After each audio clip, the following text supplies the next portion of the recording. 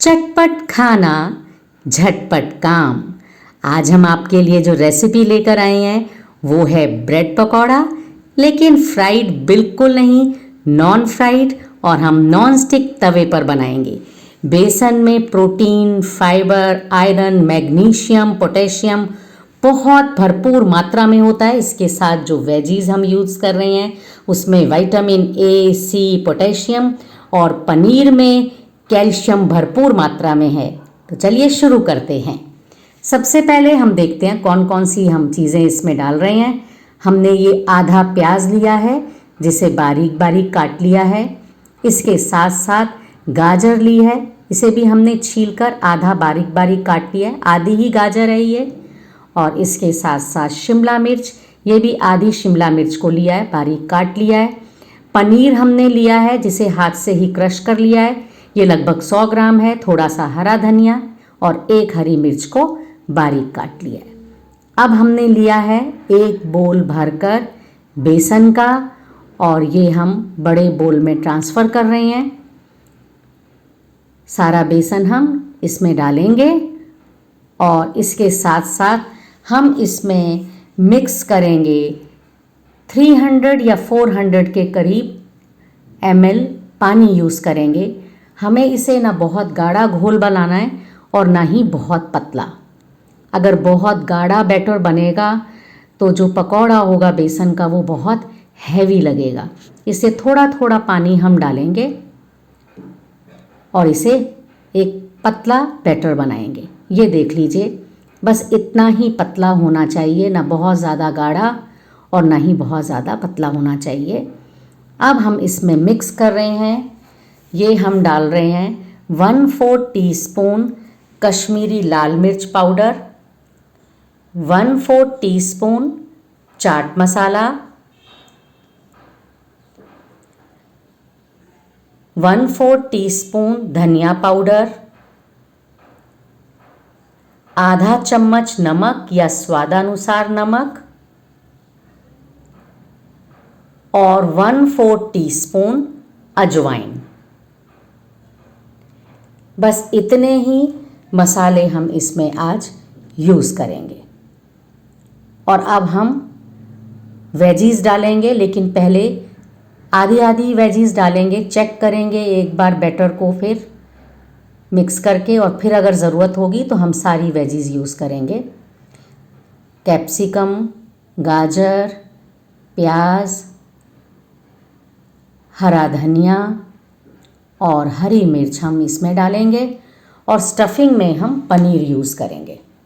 अभी हम पनीर इसमें नहीं डालेंगे। एक बार सारे बैटर को मिक्स करेंगे। ये देखिए, अब ये बैटर थोड़ा थिक हो गया है। अब हम इसमें सारी वेजीज, हरा धनिया, प्याज, जो जो कुछ हमने काट कर रखा था वो सब हम इसमें ऐड कर रहे हैं।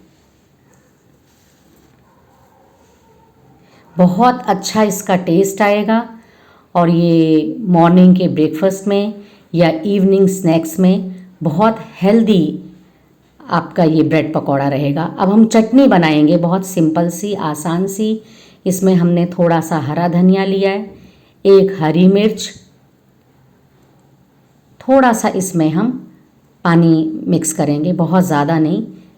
और अब हम इसे मिक्सी जार में हमने इसे ग्राइंड करना है, लेकिन उसके साथ साथ अमचूर पाउडर हम मिक्स कर रहे हैं इसमें। 1/2 टीस्पून नमक, 1/4 टीस्पून काला नमक, 1/4 टीस्पून और चीनी 1/4 टीस्पून। अगर आप अमचूर यूज़ नहीं करना चाहते हैं तो आप इसमें नींबू का रस भी डाल सकते हैं। और ये हमने 4 पीस ब्रेड के लिए हैं। चटनी हमारी तैयार है। तो अब हम नॉन स्टिक पर हल्का सा घी लगा रहे हैं। आप चाहें तो तेल भी इसमें यूज़ कर सकते हैं। अब ये बैटर है, इसमें हमने ब्रेड के पीस को इस तरीके से डिप किया और इसे तवे पर रख देंगे। हमने 2-2 पीस का ही ये ब्रेड पकौड़ा बनाना है, तो पहले हम 2 पीस ही इसमें रखेंगे। और अगर लगता है कि वेजीज नीचे रह गई हैं तो आप स्पून से लेकर इस ब्रेड पीस पर भी फैला सकते हैं। आप चाहें तो आटा ब्रेड भी ले सकते हैं।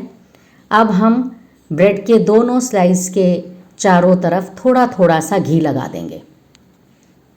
बहुत ज़्यादा घी या तेल की बिल्कुल भी ज़रूरत नहीं है, हल्का हल्का घी लगाएंगे जिससे कि ये क्रिस्प हो सके।